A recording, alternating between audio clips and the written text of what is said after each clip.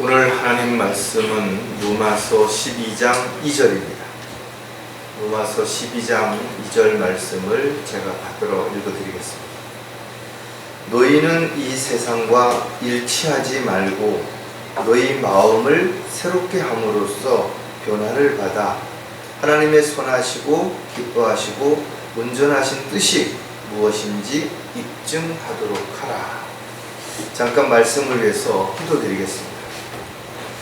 모든 것을 다 아시고 또 모든 것을 다 하실 수 있으신 위대하신 하나님 아버지, 저희들을 구원해 주시고 또 인도자가 되셔서 저희들을 주님이 원하시고 기뻐하시는 주님을 따라갈 수 있는 그 길에 늘 동행하실 뿐만 아니라 저희들을 안전하게 지켜주시고 또 보호해 주시고 또 필요한 것들을 공급해 주시는 가운데 하루하루를 살아갈 수 있게 해주심에 다시 한번 감사를 드립니다. 주님 오실 때까지 달려갈 길을 마치는 그 순간까지 한 사람도 낙오하지 아니하고 잘 달려갈 수 있도록 주님 도와주시옵소서. 또 저희들이 힘들 때, 어려울 때, 또 감당할 수 없는 상황에 처할 때도 오직 주님만을 바라보고 위로와 힘을 얻게 해주시고 또 모든 답을 주님의 말씀 안에서 찾아냄으로 인해서 저희들이 능히 감당해내고 이겨내고 또 견뎌낼 수 있도록 주님 도와주시옵소서. 오늘도 말씀 위에 기름 부어주셔서 저희들이 한 주간을 살아감에 있어서 영의 양식이 되게 해주시고 또 저희들이 힘을 얻는 귀한 시간이 되도록 인도해 주시옵소서. 다시 오실 우리 주 예수 그리스도의 이름으로 기도드렸습니다.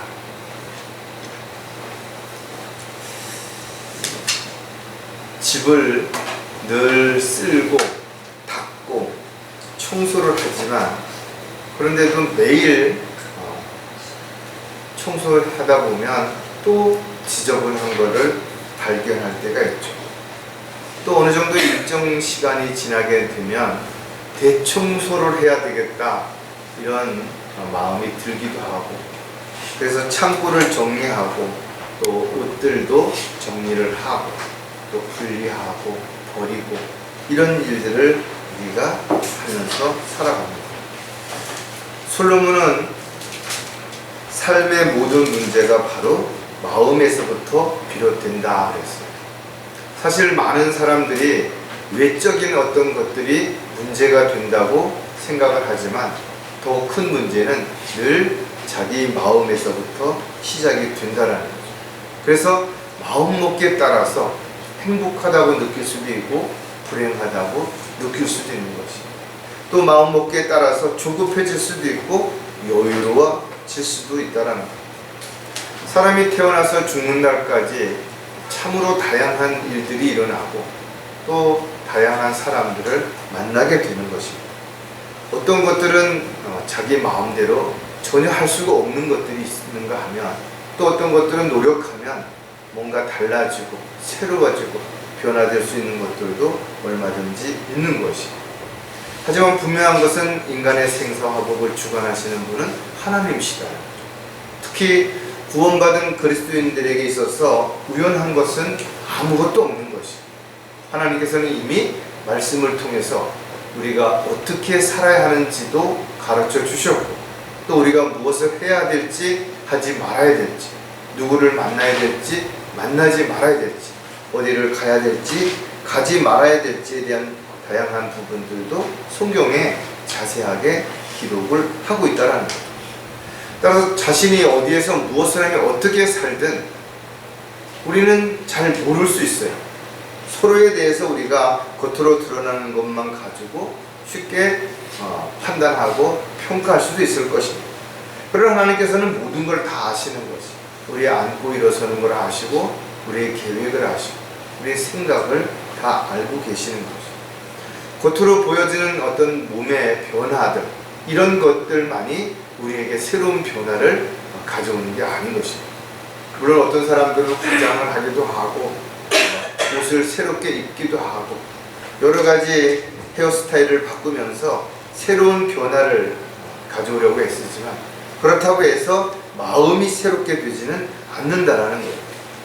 오늘 로마서 12장 2절 이 한 문장 안에는 다양한 주제들이 내용이 함축이 되어 있어요.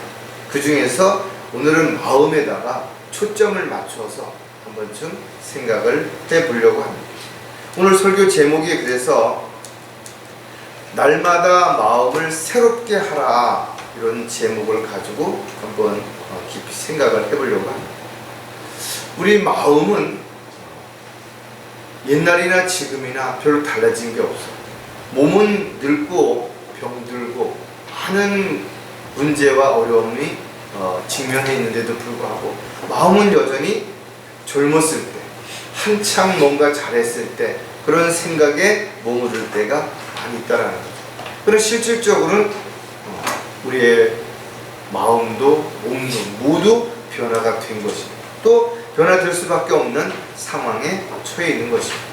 그래서 우리가 생각만 한다고 해서, 계획만 세운다고 해서 뭔가 새로운 출발을 하기는 어려운 것입니다. 그 가장 기본이 되는 것이 바로 마음이 변화를 가져야 된다. 어떤 계기가 있어야 됩니다. 터닝 포인트가 있어야만 우리가 새로운 것을 보게 되고, 새로운 일을 하게 되고, 새로운 사람을 만나게 되고, 새로운 계획을 세울 수 있는 것이에요. 물론 우리가 교육을 통해서, 훈련을 통해서 우리가 변화된 것처럼 보여질 수도 있어요. 그러나 이런 것들이 일시적인 것들이 더 훨씬 많다라는 것.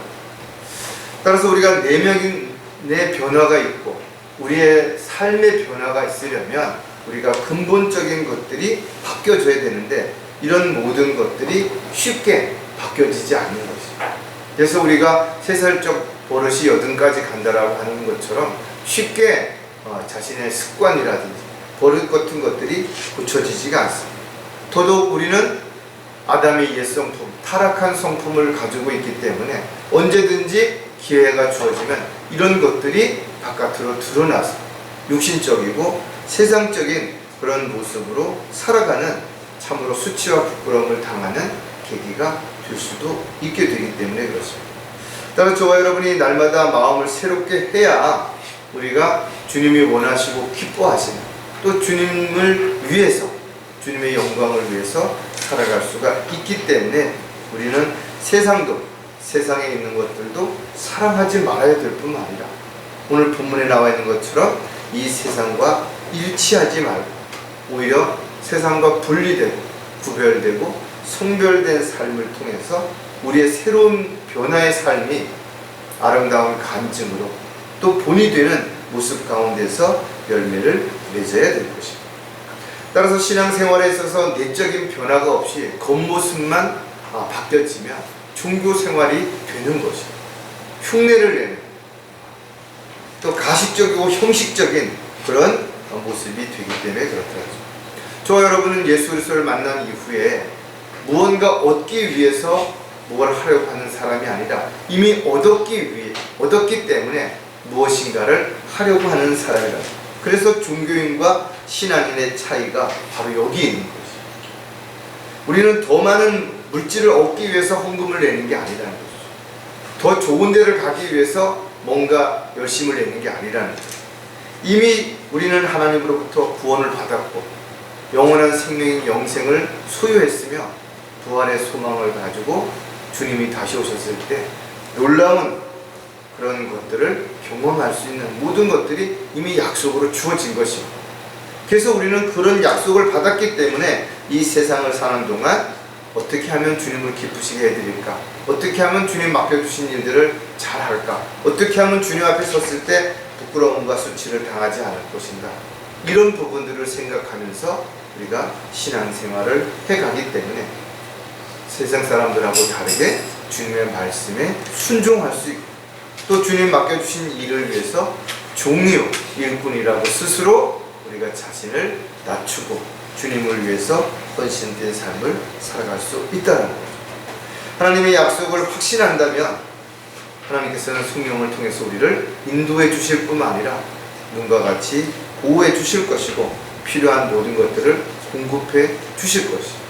그러기 위해서 우리는 마음이 새롭게 되어야 되는데 날마다 청소하는 것처럼 우리 마음에 있는 더러운 것들을, 찌꺼기들을 제거하고 닦아내고 씻어내는 그런 일들이 반복되지 않는다면 어느 날 자기도 모르는 사이에 보이지도 않는 구석구석에 먼지가 쌓이고 불필요한 것들이 자리를 잡게 돼서 결국은 쓸모없는 또 어려움을 겪는 그런 상황이 될 수도 있다는 겁니다.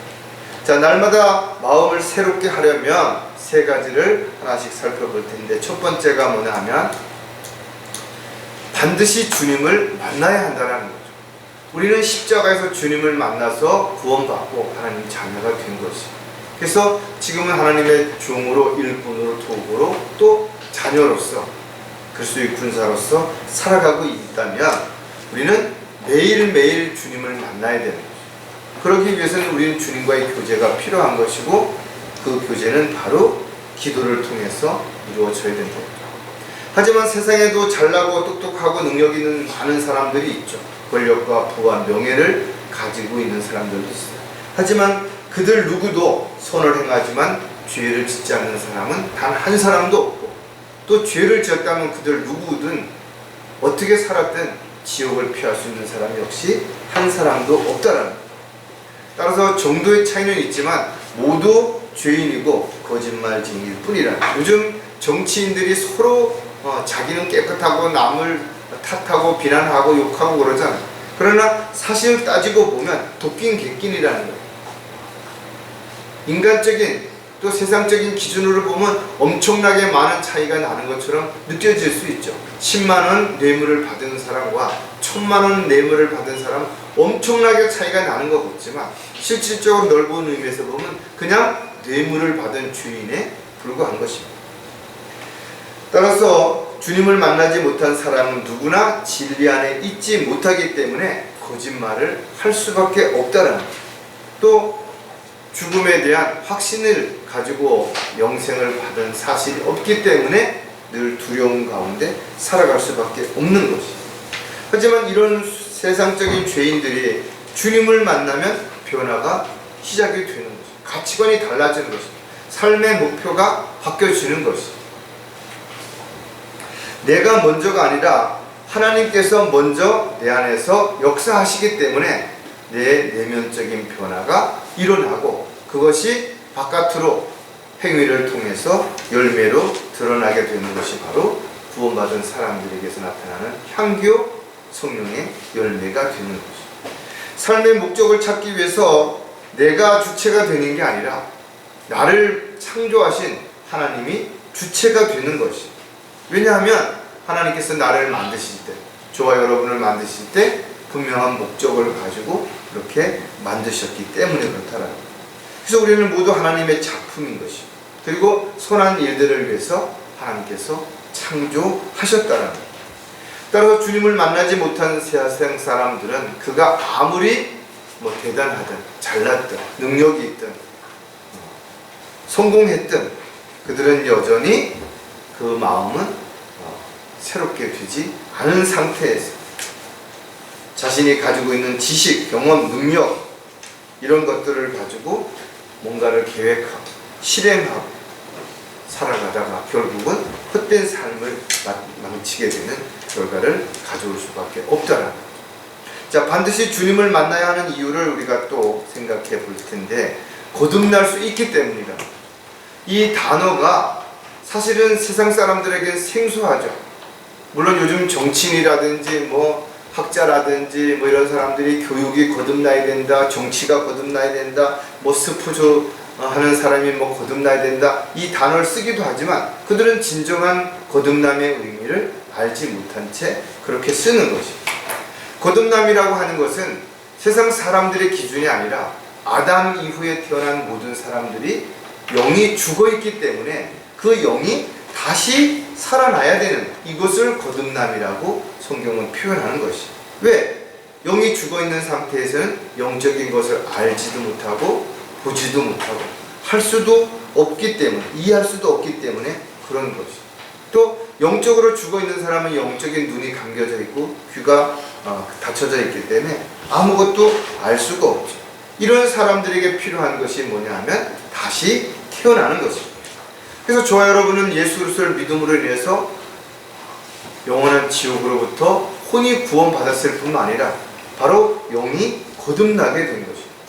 우리가 어디 뭔가 자격이나 조건을 갖추었기 때문에, 열심히 노력했기 때문에, 잘났기 때문에 그렇게 된 것이 아니라 단지 예수 그리스도를 믿음으로 인해서 그렇게 되었다라는 거예요. 그래서 착각하면 안 되는 거지. 교회를 열심히 다니고 봉사를 하고 그러면 거듭나는 게 아니라는 것입니다. 우리 죽었던 영이 다시 살아날 수 있는 유일한 방법은 예수 그리스도를 믿어야 되는 것입니다. 에베소서 2장 5절에 보면 죄들 가운데 죽었던 우리를 그리스도와 함께 살리셨으니 너희가 은혜로 구원을 받은 것이라. 즉 예수 그리스도와 함께 우리는 십자가에 죽었다가 다시 살아나게 된 것입니다. 그래서 우리는 영이 거듭났기 때문에 영적인 사람이 된 것입니다. 영적인 일들을 알 수가 있고 영적인 일들을 볼 수 있는 영적인 분별력이 있는 것입니다. 또 영적으로 하나님 앞에 경배를 드릴 수 있는 특권을 우리가 받게 된 것이다. 베드로는 주님의 풍성하신 자비하심을 따라 죽은 자들로부터의 예수 그리스도의 부활로 인하여 우리를 거듭나게 하사 산 소망을 갖게 하였으며, 거듭난 사람들만이 헛된 소망, 죽을 소망이 아니라 산 소망을 가지고 다시 오실 주님을 두려워 또 기다리며 살아가게 되는 거죠. 그런 사람들이 육신적인 일보다 영적인 일들을 우선하게 되고 사람 중심이 아니라 하나님 중심으로 살아가게 되는 것이죠. 죽은 영을 살릴 수 있는 유일하신 분은 바로 주님밖에 없다라는 사실을 우리가 기억한다면 저와 여러분은 주님을 만남으로 인해서 영이 거듭난 것이죠. 그렇다면 영적인 삶을 지속적으로 하기 위해서 영적인 우리의 눈이 흐려지지 않도록 끊임없이 하나님의 말씀을 통해서 새롭게 되고 우리 마음이 새로운 준비된 삶을 통해서 열매가 맺어져야 될 것입니다. 자, 반드시 주님을 만나야 하는 또 다른 이유는 영생을 얻을 수 있기 때문이다. 아무리 세상에서 보약을 먹고 운동을 하고 자기 관리를 철저히 한다 하더라도 결국은 언젠가는 죽게 되는 것이죠. 왜? 사람이 한 번 죽는 것은 정해진 것이기 때문에. 왜 죽는 것인가? 죄의 싹은 사망이기 때문에 다른 방법으로는 그 죄의 대가를 해결할 수가 없다라는 것이죠. 따라서 아무리 대단한 사람도, 아무리 잘난 사람도, 아무리 많이 배운 사람도, 아무리 힘이 센 사람도 결국은 안개와 같은 삶을 살다가 어느 날 이 세상을 떠나게 되는 것이죠. 따라서 진정한 삶의 가치는 하나님을 알고 하나님의 계획 가운데서 내가 어떤 존재인지를 알고 주님이 원하시고 기뻐하시는 삶을 살아가는 사람들이야말로 온전한 삶의 가치를 아는 사람들인 것이죠. 우리가 아는 것은 하나님의 아들이 오셔서 우리에게 지각을 주셨다는 것이니 주님을 만난 사람들, 성령을 통해서 지각이 열려주는 것. 이는 우리로 참되신 그분을 알게 하려는 것이다. 거듭나지 않은 사람들은 하나님 알 수 없어요. 영원한 생명, 영생을 선물로 받지 않은 사람들은 이와 같은 사실을 모른 채 눈에 보이는 것에만 전전긍긍하며 살아가는 것이죠. 주님께서 약속하신 것은 우리에게 영원한 생명을 주셨다라는 것이다. 주실 것이다가 아니에요. 이미 예수 그리스도를 믿는 순간 사망에서 생명으로 옮겨진 것이죠. 로마서 6장 23절에 보면 이는 죄의 싹은 사망이요 하나님의 선물은 예수 그리스도로 우리 주로 말미암아 영원한 생명이기 때문이다. 누구나 죄의 싹으로 인해서 죽을 수밖에 없지만 예수 그리스도를 통해서는 영원히 살 수 있는 영생을 선물로 받는 것이죠. 영원한 생명인 영생을 받은 사람들은 죽음을 두려워할 필요가 없죠. 왜? 죽어도 다시 살 것을 믿기 때문에 그렇다라는 거예요.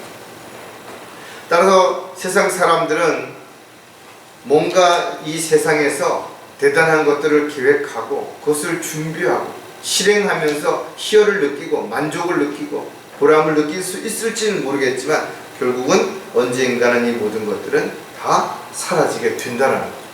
또 자기가 원하는 대로 하고 싶은 대로 이루어지는 것도 아니라는 거죠. 사람의 마음이 자기의 길을 계획하나 주께서 그의 걸음을 인도하시느니라 했습니다. 우리가 아무리 발버둥 치고 아무리 애쓰고 수고한다 하더라도 하나님의 뜻과 계획에서 벗어나 있다면, 또 하나님의 인도하신 가운데서 우리가 순종하고 있지 않다면 그 모든 것들이 결국은 헛된 삶이 될 수밖에 없다는 거죠. 따라서 저와 여러분은 천천히 가더라도, 많은 일을 하지 못한다 하더라도 주님께서 원하시고 기뻐하시는 일을 위해서 우리가 그렇게 할 때 주님은 우리를 바른 길로 인도해 주실 것이고, 영원한 생명을 받은 사람으로서 부끄럽지 않은 그런 삶을 살다가 주님을 만나게 될 것입니다. 따라서 영원한 생명, 영생을 가진 그리스도인들은 늘 마음을 새롭게 함으로써 주님이 기뻐하시는 삶을 살아갈 수 있게 될 것입니다. 자, 반드시 주님을 만나야 하는 또 다른 이유가 뭔가 하면 약속을 기다릴 수 있기 때문입니다. 우리는 끊임없는 약속 속에서 살아가는 것입니다.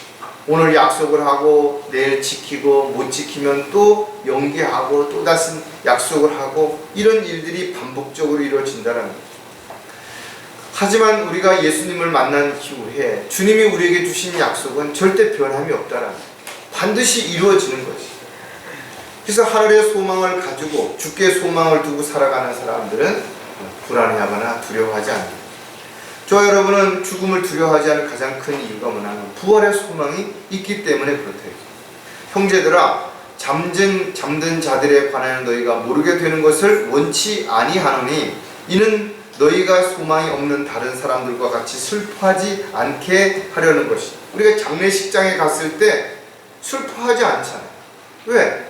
그 사람이 구원받은 사람이라면 다시 만날 것을 알기 때문에 그렇대요. 구원받지 않은 사람이라면 그가 어떤 상황에서 얼마나 대단한 사람이든 결국은 지금 지옥에 갔다는 걸 알기 때문에 너무나 안타깝지만 해줄 수 있는 게 아무것도 없다 이거죠. 세상에 어떤 종교도 부활에 대해서 이야기하는 종교는 없어요. 오직 예수님만이 본인이 죽었다가 다시 살아나셔서 우리에게 분명하게 알려주신 것이죠. 너희의 지성의 눈을 밝히셔서 너희로 하여금 그의 부르심의 소망이 무엇이며 성도들 안에 있는 그의 유업의 영광의 풍성함이 무엇인지 하늘의 소망을 가지고 있는 사람들에게만이 알 수 있는 바로 하나님의 약속이 우리에게 주어졌다라는 거예요. 우리는 그 약속을 기다리며 살아가는 거죠. 디도서 2장 13절에 그 복된 소망 곧 위대하신 하나님이신 우리 구주 예수 그리스도의 영광스러운 나타나심을 기다리게 하셨어요. 예수님이 하나님이시잖아요.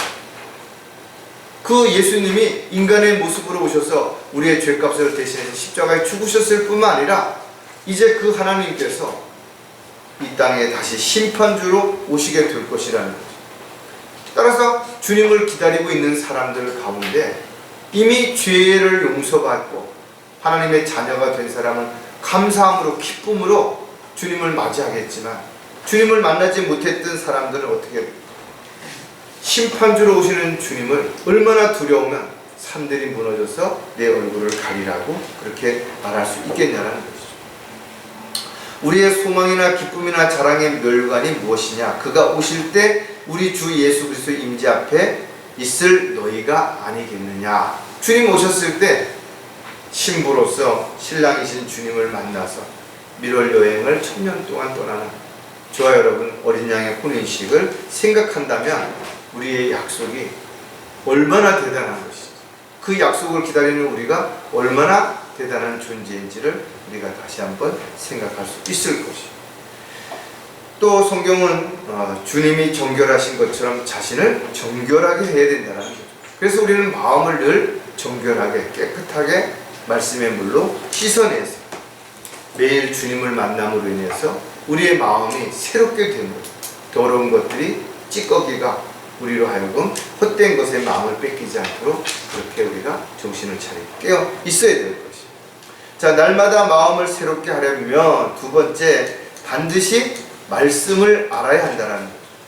하나님의 말씀은 진리죠. 하나님의 말씀은 살아있고 우주 만물을 지금도 창조하시고 운행하시고 다스리고 계시는 것이죠.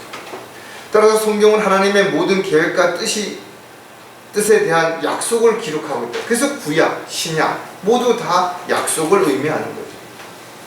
주님을 만나 거듭났다고 해서 그가 모두 다 변화되는 것은 아니라는 것입니다. 많은 사람들이 거듭난 이후에, 구원받은 이후에도 또다시 세상으로 돌아가는 이유는 양육을 받지 못했기 때문에, 성장하지 못했기 때문에, 하나님 앞에 헌신하지 못했기 때문에 그렇더라고요. 하지만 하나님의 말씀이 내 안에 들어오면서 나를 성장시키고 변화시키게 된다면 우리는 영적으로 하나님의 도구로, 일꾼으로 쓰임받을 수 있게 되는 거죠. 그래서 들음으로, 믿음은 들음에서 나오고 들음은 하나님의 말씀에 의해서라고 합니다. 하나님의 말씀을 듣지 않고서는, 보지 않고서는 절대 믿음이 성장할 수 없다라는 거죠. 또 믿음이 없이는 아무리 많은 영적인 지식을 가지고 있다 하더라도 어떤 열매도 맺어질 수 없을 뿐만 아니라 믿음을 실행으로 옮기지 않는다면 그 어떤 하나님의 능력도 맛볼 수 없다는 거예요. 따라서 믿음은 하나님의 뜻과 계획을 실천하는 데 있어서 가장 기본이 되기도 하지만 또 한편으로는 가장 중요한 요소 가운데 하나라는 거죠.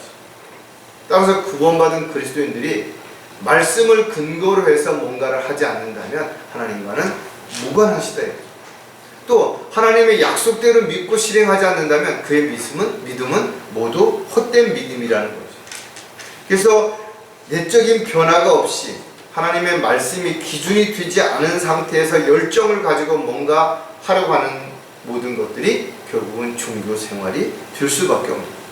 저와 여러분, 하나님의 말씀에 따라, 원칙에 따라서 뭔가를 행할 때 주님을 기쁘시게 해드릴 뿐만 아니라 주님 앞에 상과 유업으로 보상을 받게 되는 거죠.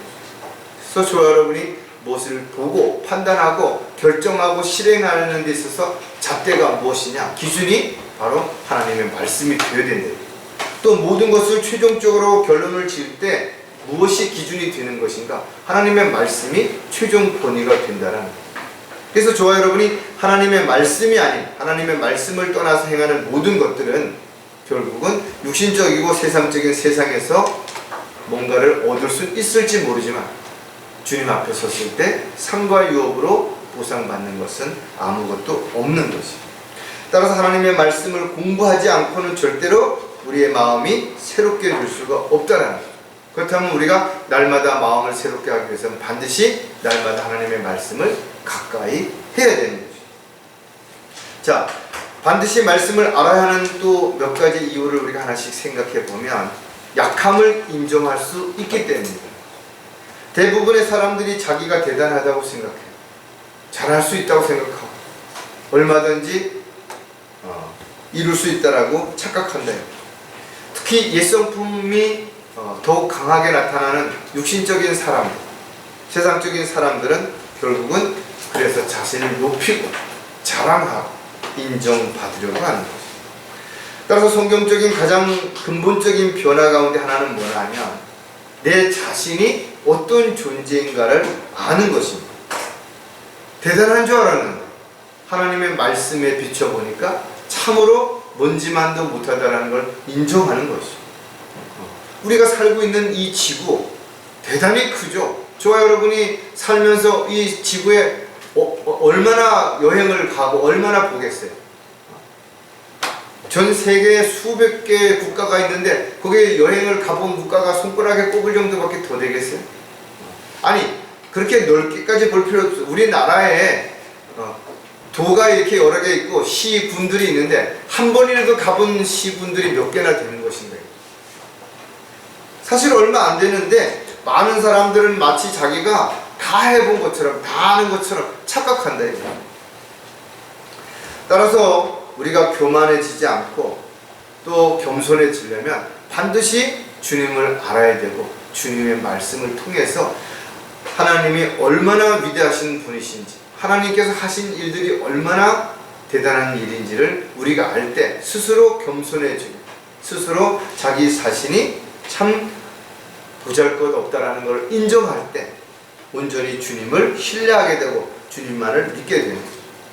사도 바울은 믿음에 있어서 우리에게 본이 되는 사람이 분명하다 이거죠. 하지만 육신적인 면에서 우리가 사도 바울을 보면 사실은 세상에 그 정도의 조건을 갖춘 사람 많지가 않습니다. 로마의 시민권을 가지고 있었고 가멜리알 문화에서 랍비 교육을 받았고 율법에 있어서만큼은 바리새인의 출신으로서 정말 대단한 사람이죠. 그런 정도의 자기 관리를 하는 사람 많지 않습니다. 그런 그가 주님을 만난 이후에 자기가 가진 모든 지식들을 배설물같이 버렸잖아요. 자기가 얼마나 악한 죄인들의 우두머리였다는 건지 고백했잖아요. 주님을 만나기 전에는 가증스럽다고 스스로를 평가했잖아요. 고린도후서 12장 9절에 보면 주께서 내게 말씀하시기를 내 은혜가 내게 충분하도다. 이는 내 능력이 약한 데서 온전하게 됨이라고 하셨느니라. 그러므로 내가 오히려 매우 기쁘게 나의 약한 것을 자랑하리니 이는 그리스도의 능력이 내게 거하게 하려 함이라. 우리가 구원받고 어느 정도 교회에 나오면 자기가 대단한 줄 알고 성경도 많이 아는 줄 알고 믿음도 좋은 줄 알고 어떤 상황에도 흔들리지 않는 견고한 믿음을 가졌다고 착각한다 이거죠. 그런데 세월이 점점 흐르면서 더 많은 문제와 어려움에 직면해 보이고 또 내면적인 많은 갈등과 다툼 속에서 조금씩 성장하게 되면 자신이 얼마나 하찮은 존재인지, 얼마나 보잘것없는 존재인지, 그럼에도 하나님께서 그런 자신을 사랑하셔서 아낌없이 자신의 생명을 내어주셨고 또 지금도 눈과 같이 보호해 주시고 또 우리에게 정말 말로 표현할 수 없을 만큼 많은 것들을 약속하시고 계신 것들을 알을 때 비로소 이제 주님이 없이는, 주님을 떠나서는 내가 아무것도 할 수 없구나, 내가 가진 모든 것들은 주님이 다 주신 거구나, 이런 거를 인정할 때 비로소 주님 앞에 아주 작은 것도 감사하고 무릎을 꿇게 되고 이렇게 변화된 삶을 살아갈 수 있게 되는 것이죠. 따라서 하나님의 말씀이야말로 우리를 변화시키는 데 있어서 가장 기본이 되는 것 중에 하나인 것을 우리는 분명히 알았다면 우리가 구원받은 이후에도 성장함에 있어서 우리가 마음을 새롭게 하는 유일한 방법 중에 또 하나가 바로 하나님의 말씀을 늘 가까이 하는 것입니다. 자, 하나님의 말씀을 반드시 알아야 하는 또 다른 이유가 뭐냐 하면 확신을 가질 수 있기 때문이랍니다. 그냥 막연하게 잘 되겠지, 될 거야, 될 수도 있어, 이렇게 생각하는 것이 아니라는 거죠. 우리는 하나님의 약속은 변함이 없는 거예요. 이것을 확실하기 때문에 우리는 흔들리지 않는 것입니다. 불안해할 이유도 없고 두려워할 이유도 없다라는 거죠. 왜? 확신 가운데 있는 사람들은 자신감을 가질 수 있어요. 어떤 경우에도 확신이 있다면 그것 때문에 갈등하거나 방황할 필요가 없다라는 거죠. 많은 사람들이 왜 교회를 다니면서 구원에 대한 확신을 갖지 못하는 것인가요? 그냥 이야기를 듣거나 되겠지, 막연하게 생각하기 때문에 그런 것이죠. 그러나 성경에 기록되어 있는 말씀을 문자 그대로 보고 그대로 믿으면 그것은 울다 보더라도 자다가 보더라도 변함이 없다라는 거죠. 하나님의 약속이 변하지 않는 것입니다. 하나님의 말씀이 바뀌어지지 않는 것입니다. 내 감정, 내 기분, 내 느낌이 바뀜으로 인해서 그 결과가 달라지고 있다면 그는 올바른 신앙생활을 하지 못하고 있는 것이 분명한 것입니다. 따라서 무엇을 어떻게 해야 할지 또 언제 해야 될지 모르면 주님께 물어보면 되는 것입니다. 또 주님께서 그렇게 하라 그래서 확신을 가졌다면 세상이 어떻게 바뀌든 사람들이 어떻게 이야기하든 간에 흔들릴 필요가 없죠. 항상 우리의 기준은 주님의 말씀이 되기 때문에 하나님의 말씀은 죄인은 물론 세상을 변화시킬 수 있는 강력한 힘이 되는 것이죠. 따라서 성경을 통해서 우리에게 어떻게 살아야 하는지를 지침을 주신 것이고 우리가 그런 지침 가운데 확신을 가지고 살아가고 있다면 우리는 날마다 마음이 새롭게 됨으로 인해서 더욱더 주님이 기뻐하시고 원하시는 삶을 살아갈 수 있는 계기가 반드시 될 수 있다는 것. 디모데후서 1장 12절에 보면 그런 연유로 내가 이러한 고난을 당해도 부끄러워하지 아니하노니 이는 내가 믿은 분을 알고 내가 위탁한 것을 그날을 대비하여 그분께서 능히 지키실 줄을 확신하노라. 저 여러분이 지금도 성경을 읽으면서 확신 못하면 뭔가 의심하겠죠. 의심하게 되면 내 믿음이 흔들리게 돼요. 어느 순간에 뿌리째 뽑혀지게 됩니다. 그래서 많은 사람들이 열정을 가지고 뭔가 하다가 어느 날 흔적도 없이 사라졌다 이거죠. 엉뚱한 짓을 하고 있다. 왜 그런 것인가 했죠. 그 안에 뭔가 확신이 의심으로 바뀌어졌기 때문에, 의심이 생겨나기 시작하면 아무것도 할 수가 없어요. 그러므로 너희의 확신을 버리지 말라. 그리하면 큰 상이 있으리라. 너희에게 인내가 필요하면 너희가 하나님의 뜻을 행한 후에 그 약속을 받기 위함이라 그랬어요. 저와 여러분이 지금 살아가고 있는 모든 과정들 속에서 참 세상 사람들이 보면 어리석게 보일 수도 있어요. 안타깝게 보일 수도 있죠. 안개와 같은 진짜 생을 살아가면서 왜 그렇게 자신을 부인하고 십자가를 지려고 그러고, 왜 세상에 즐겁고 재미있고 신나고 이런 것들은 외면하고 스스로 고난을 자초하는가, 안타깝다고 생각할 수도 있죠. 그러나 우리는 확신 가운데 살기 때문에 그런 거죠. 그래서 그들의 이야기가, 그들이 하는 행동이, 그들이 살고 있는 모습들이 그렇게 부럽고 대단해 보이지 않는다라는 거죠. 따라서 그리스도인들이 무엇을 하든 하나님의 말씀을 근거로 해서 행하고 확실한 약속에 대한 소망 가운데 살아가고 있다면 그는 날마다 마음이 새롭게 변화를 받아서 더욱더 성장하고 더욱더 주님 앞에 귀하게 쓰임 받을 수 있는 존재가 될 수 있다는 거예요. 자, 반드시 말씀을 알아야 하는 또 다른 이유가 무엇인가 하면 헛되지 않음을 알 수 있기 때문이라는 거죠. 급변하는 세상 속에서 사람들은 불안해하죠.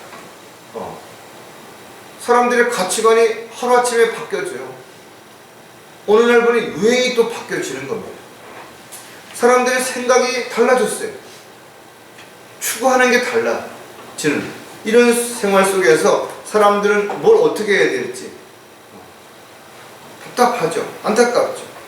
그러나 하나님의 말씀은 유일하게 변하지 않는다. 언제든 그 말씀 그대로 우리에게 약속으로 주어진 것입니다. 자신의 믿음이 견고해지기 위해서는 하나님의 말씀이 깊이 뿌리를 내려야만 흔들리지 않습니다. 바람이 불어도, 태풍이 불어도 뿌리채 뽑히지 않으려면 뿌리를 깊이 내려야 되는 거죠. 그래서 하나님의 말씀을 아주 깊이 뿌리를 내려서 움켜잡고 있을 때 아무리 흔들어도, 아무리 세찬 바람이 불어도 결코 흔들리지 않죠. 이것을 아는 사람들이 자신의 삶이 헛되지 않은 것을 알고 살아가는 것이죠.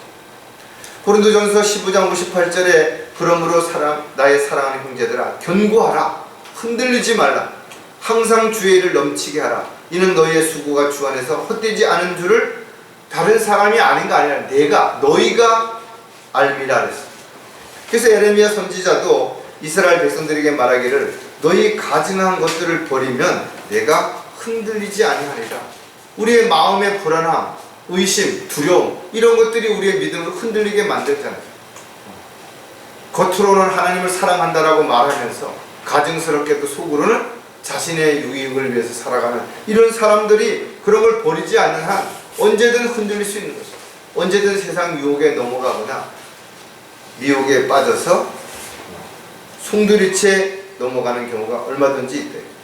따라서 구원을 받았다 할지라도 체계적으로 하나님의 말씀을 공부해서 기초가 튼튼하지 못하다면, 믿음이 뿌리를 내리지 못한다면 어려운 문제, 어려운 상황, 힘든 일이 일어나게 되면 어떻게 해요? 순식간에 그냥 흔들리다가 뿌리채 뽑히게 된다는 거예요. 따라서 말씀에 대한 절대적인 하나님의 원칙은 믿음으로 우리가 주님만을 바라보면서 자신이 하는 일이 결코 헛되지 않는다는 확신 가운데 살아갈 때 진정한 마음의 변화가 일어날 것이고, 또 그런 새로운 마음의 변화가 더욱더 주님 앞에 자신을 헌신할 수 있는 계기가 될 수 있게 될 것입니다. 자, 마지막으로 날마다 마음을 새롭게 하려면 반드시 믿음으로 해야 한다는 거죠. 많은 사람들이 알고 있어요. 행해야 된다는 것도 인지하고 있다는 거예요. 그런데 왜 믿음으로 행하지 못하는 것인가? 믿음으로 행하는 데는 많은 어려움이 또 힘들고 손해가 수반되기 때문에 그런 거죠. 그래서 스스로가 나는 할 수 없어, 이렇게 연약한 믿음을 가지고 있다면 또 하나님보다는 내 자신을 의지하거나 내 자신을 신뢰하게 된다면 나는 배운 게 적고 가진 게 없고 힘이 없고 뭐가 어떻고 주변 환경이 뭐 흙수저고 뭐가 어떻고 이러면 해보기도 전에 포기한다 이거죠. 그러나 저와 여러분은 전지전능하신 하나님을 아버지라고 부르고 있는 거죠. 그리고 아버지 앞에 언제 어떤 상황에서는 기도할 수 있는 특권을 받았다라는 거죠.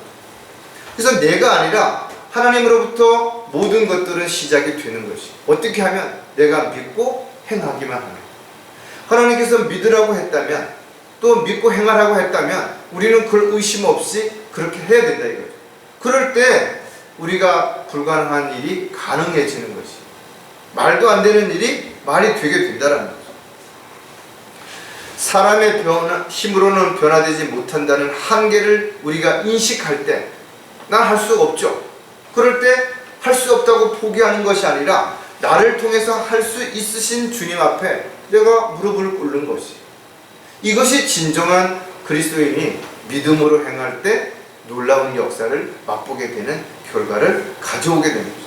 하나님이 우리에게 노부처럼 뭘 이렇게 해라 저렇게 해라 그렇게 일일이 하시지 않는다 이거죠. 우리에게 이미 자유의지를 주신 거예요. 그리고 우리가 어떤 것을 알았으면 그것을 실행할 수 있는 것은 나에게 맡기신 것이에요. 그래서 내가 자원해서 기쁨으로 행할 때 주님을 기쁘시게 해드리는 거예요. 마지못해서 어쩔 수 없이 행하는 모든 것들이 아무리 대단하다 하더라도 하나님 보시기에는 가증스러운 것이 된다는 것이다.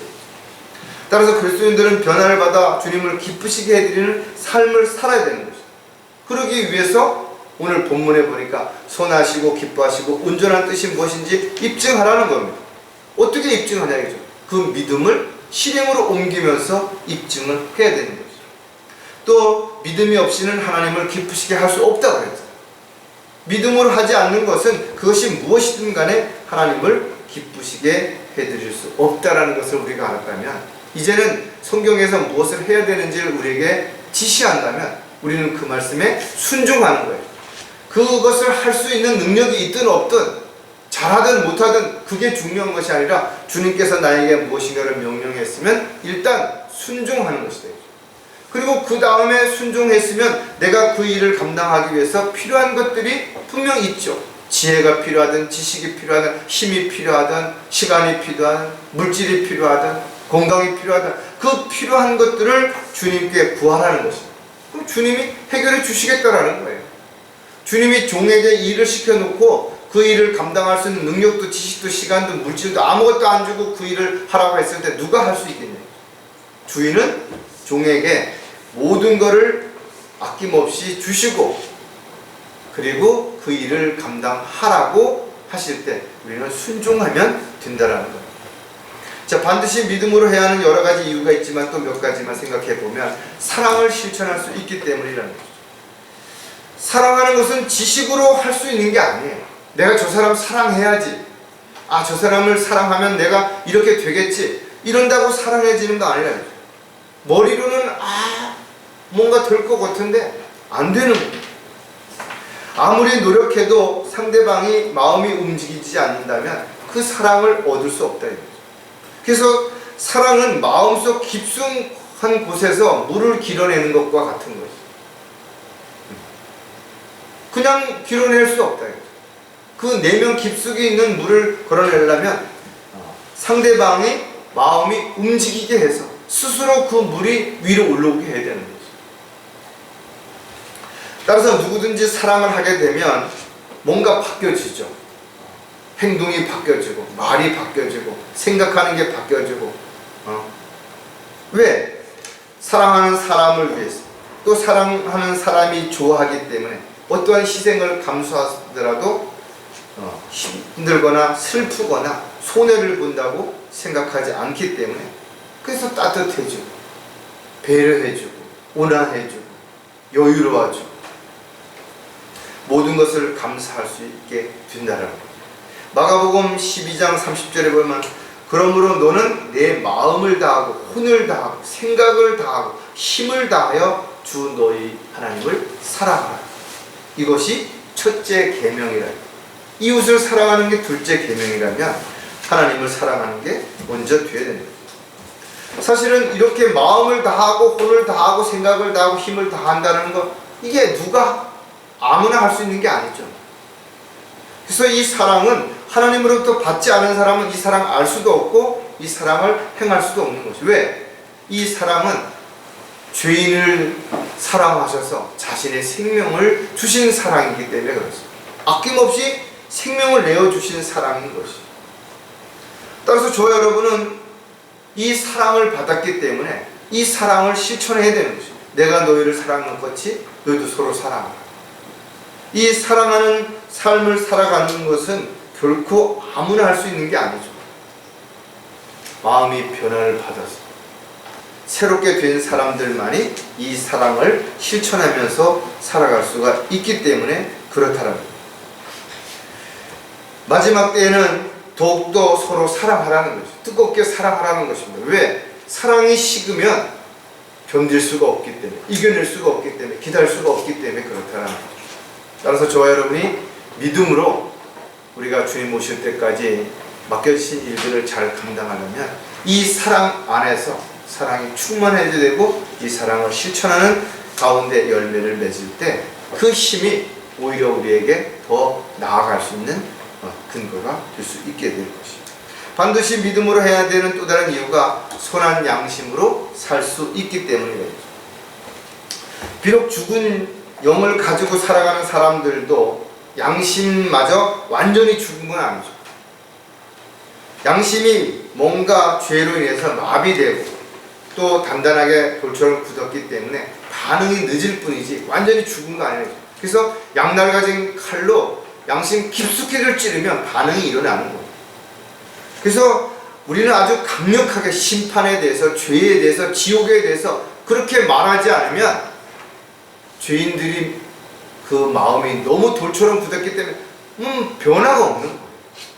아주 깊숙이 찔러야만, 양날 가진 칼로 깊숙이 찔러야만 비로소 반응하는 거예요. 그러니까 싫어하니까 욕하고 화를 내고 그렇게 되는 거예요. 당연한 것입니다. 좋은 말로, 쉬운 말로, 재미있는 말로 했을 때 그들이 양심이 변화를 받을 것 같으면 왜 굳이 그렇게 힘들게 부담스럽게 죄에 대해서, 심판에 대해서 이야기할 필요가 있겠냐고요. 우리가 양심 시대에는 양심을 통해서 구원받았죠. 하지만 율법 시대에는 양심이 다 문제가 생겼기 때문에 율법을 받은 사람들에게는 그 지킬 수가 없으니까 제사라고 하는 짐승의 피를 통해서 정결케 됐다는 거죠. 그러나 예수님이 오신 이후에는 더 이상 짐승의 피로 우리의 양심을 정결케 할 수가 없어요. 그래서 어린 양이신 바로 예수 그리스도를 믿음으로 인해서 그의 보혈을 통해서 우리 양심이 핏부림을 받아서 깨끗하게 되는 것입니다. 그래서 히브리서 10장 22절에 보면 우리가 믿음의 온전한 확신 가운데서 진실한 마음으로 다가가자. 이는 우리의 마음은 핏부림을 받아 악한 양심으로부터 깨끗해졌고 우리의 몸은 순수한 물로 씻겨졌기 때문이라 했습니다. 말씀의 물로 씻겨진 것입니다. 주님의 보혈의 능력으로 깨끗하게 된 것입니다. 하지만 이와 같은 양심이 또다시 세상에서 또 사람들을 통해서 끊임없이 변질되고 오염될 수 있다는 거죠. 그래서 우리의 이 선한 양심으로 살려면 끊임없이 이 양심을 씻어내고 정결케 하고 깨끗하게 해야만 그것이 가능하다. 그래서 베드로도 선한 양심을 가지라. 이는 그들이 행악자들에게 하는 것처럼 너희를 비방하다가도 그리스도 안에 있는 너희의 선행을 거짓되이 비난하는 것을 부끄러워하게 하려 합니다. 저와 여러분이 선한 양심을 가지고 그렇게 살아갈 때 사람들이 비웃고 욕하고 손가락질 하겠지만 언젠가는 자신들이 잘못했다는 걸 알게 되면 하나님께 영광을 돌려드리게 된다는 것. 또 디모데전서 4장에 보면 그들 양심이 화인으로 마비되어 위선으로 거짓을 말하는, 마지막 때가 되면 사람들이 양심이 화인 맞아서 딱딱하게 다시 굳어져서 거짓을 이야기한다, 위선을 부린다라는 거예요. 믿음과 선한 양심을 붙들라. 어떤 사람들은 믿음에 대한 선한 양심을 내던지고 파산하였느니라. 저와 여러분에게 하시는 권면의 말씀입니다. 왜? 어느 순간에 육신적이고 세상적인 것에 마음을 두게 되면 이 양심을 내던져버리는 거예요. 그리고 편하고 쉽고 즐거운 그런 육신적인 삶을 추구하게 되기 때문에 그렇다라는 거예요. 따라서 선한 양심이 오염되고 부패하게 되면 죄악된 세상에서 다시 죄를 짓게 돼요. 하나님을 고역하고 대적하는 마귀의 종이 될 수도 있다는 것을 우리는 반드시 잊지 말아야 된다. 자, 반드시 믿음으로 해야 되는 또 다른 이유가 뭔가 하면 명령을 지킬 수 있기 때문입니다. 저와 여러분은 예수 그리스도를 믿음으로 인해서 주님의 종요, 일꾼이요, 그리스도의 군사가 된 것입니다. 그렇다면 우리는 주인의 명령에, 대장의 명령에 반드시 따라야 되는 것이죠. 내가 이것을 판단하고 결정할 수 있는 그런 권한이 없다라는 거죠. 우리는 영적 전쟁에 주님께서 나가 싸우라면 나가 싸워야 되는 거예요. 죽으라면 죽어야 되는 것이죠. 이게 군사의 몫이에요. 그런데 뭐가 어떻고 핑계를 대는 것은 옳지 않다는 거죠. 베드로는 육체 안에서 자기의 남은 때를 더 이상 사람의 정욕을 따라 살지 않고 하나님의 뜻을 따라 살아야 한다라고 권면하고 있대요. 우리에게 남은 시간들이 얼마나 남았는지는 모르지만 하나님을 정말 두려워해야 된다. 그리고 육신의 정욕을 따라 살지 말라는 것이. 또 고난을 받는 사람들은 선을 행하면서 신실하신 창조주께 그들의 혼을 지키도록 맡기라 이거예요. 우리가 주님께 온전히 맡길 때 모든 염려로부터 자유로워질 수가 있습니다. 우리가 주님의 명령을 따를 때 우리가 세상에 얽매이지 않을 수 있다는 거죠. 디모데전서 6장 14절에도 보면 우리 주 예수 그리스도께서 나타나실 때까지 흠없고 책망받을 것도 없이 이 명령을 지키라. 주님 오실 때가 심히 가까이 왔다고 말한다 이거죠. 그럼 그때까지 주님이 오셨을 때 부끄럽지 않는 모습으로 발견되려면 흠없고 책망받을 것이 없이 주님의 명령에 따라서 그렇게 살아가야 된다는 거예요.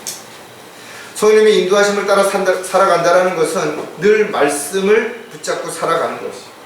말씀을 붙잡고 살아간다는 것은 믿음으로 그 말씀에 기록된 것을 지키고 행하는 것입니다. 이것이 우리가 주님의 말씀에 순종하며 헌신하며 자신을 부인하며 십자가를 지고 살아가는 삶이 되는 거죠. 주님 오실 때가 가까이 왔다 이거죠. 마귀는 구경만 하고 있지 않는다.